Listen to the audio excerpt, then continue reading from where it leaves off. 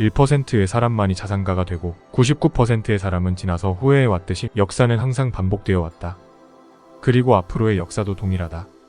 아직도 비트코인을 무시하는 당신이 앞으로 10년 후 똑같이 겪게 될 소름 돋는 미래는?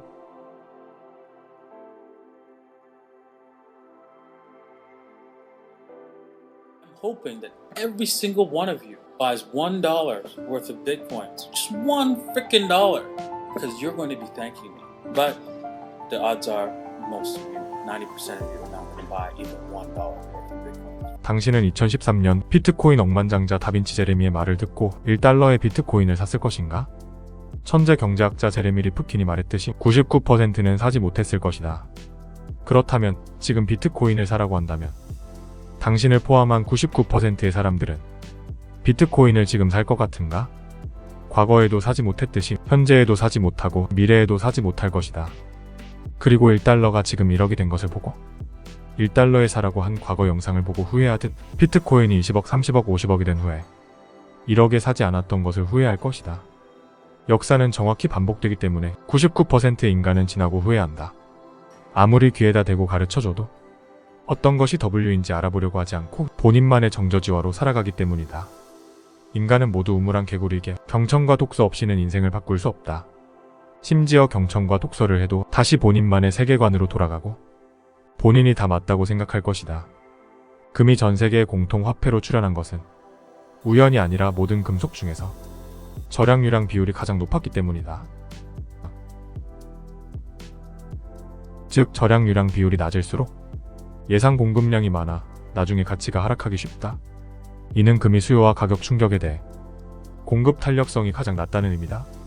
가치 저장 수단으로 금을 선택하는 시장 참여자가 늘어나도 금 채굴자는 시장에 있는 기존 비축량 이외에 공급량을 빠르게 늘릴 획기적 방법이 없다.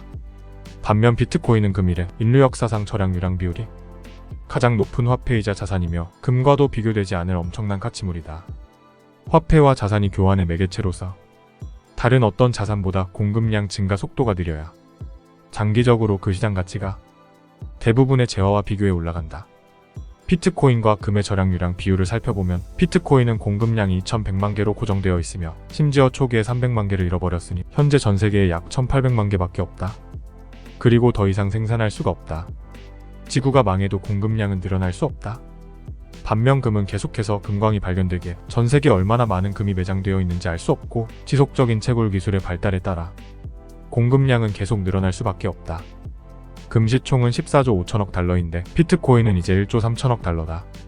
태어난 지 불과 15년밖에 안 된 비트코인의 시총이 벌써 은을 제쳤는데 곧 시총이 금을 제치는 경우와 더불어 세계 주식, 채권, 부동산 등의 자산에서 단 5%, 10%만 유입되기만 해도 비트코인은 어떻게 될 것이라고 생각하는가? 조만간 모든 부자들이 부동산 등 가장 귀히 여겼던 자산들이 재산세, 보유세, 양도세 등으로 세금을 강탈당하는 것을 알아차린다면 가치가 희석되지 않고 1비트코인은 1비트코인인 심지어 이 엄청난 가치물을 세계 어디로나 P2P로 보낼 수 있는 것을 모두가 다 알게 된다면 부자들은 비트코인으로 떼지어 몰릴 것이다. 비트코인은 더 이상 누구나 지금처럼 쉽게 거래소에서 살 수가 없을 것이다. 참고로 현재 ETF 추세만 살펴봐도 비트코인은 조만간 거래소에서 사기 힘들다. 영상에서 수없이 말했지만 비트코인을 남들 따라 무작정 사거나 트레이딩을 하려고 무작정 산다면 당신은 절대 비트코인을 지킬 수 없다. 못 지키고 다 털리고 똔똔 되거나 되려 돈을 잃을 것이다. 따라서 당신이 해야 할 것은 화폐와 역사에 대해 공부하여 어떤 화폐와 자산이 쓰여왔고 어떤 화폐가 가치가 높게 보존되어 왔고 인류의 화폐는 왜 항상 몰락을 거듭했는지 등 화폐와 역사에 대한 고찰이 필요하다. 은행의 지급 준비율과 장난질 그리고 정부의 돈 찍어내기 등 화폐와 금융, 역사에 대한 고찰이 끝났다면 당신의 다음번 미션은 비트코인의 현상과 의의에 대해 깨닫는 것이다. P2P로서 인터넷의 돈의 의미는 무엇인지, 어떻게 이 엄청난 가치물을 개인 지갑에 보관하고 어떻게 이것을 수초 만에 이동시킬 수 있는지, 어떻게 세계 곳곳으로 보낼 수 있는지, 어떻게 정부와 은행의 검열도 필요 없이 당신만의 온전한 자주권이자 소유권인지 깨닫는 것이 우선시 되어야만 한다. 이 과정을 거치게 된다면 비로소 당신은 비트코인을 가질 깜냥과 수준이 되어간다. 그리고 이런 부류의 사람은 안타깝지만 역사가 증명해주듯 1%의 사람밖에 안 될 것이다. 당신이 여태껏 99%의 삶을 살아왔고 이제는 1%의 사람이 되고 싶다면 지금이라도 늦지 않았다. 10년 후에 현재 비트코인을 보고 땅을 치고 후회하지 않으려면 지금 당신은 비트코인을 공부해야 한다. 1%의 사람이 될 준비를 해야 한다.